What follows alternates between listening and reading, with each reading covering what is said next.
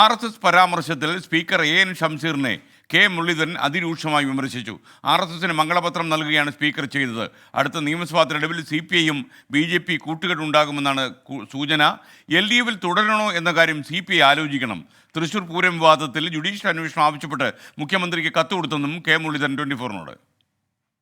പല മാർക്സിസ്റ്റ് നേതാക്കന്മാരും അജിത് കുമാറും BJP ആയിട്ടുള്ള കൂടിക്കാഴ്ചയെ വളരെ മൈൽഡായിട്ടാണ് കണ്ടതെങ്കിൽ RSSന് മംഗളപത്രം കൊടുക്കുന്ന ഒരവസ്ഥയിലേക്ക് സ്പീക്കർ എത്തിച്ചേർന്നിരിക്കുകയാണ്.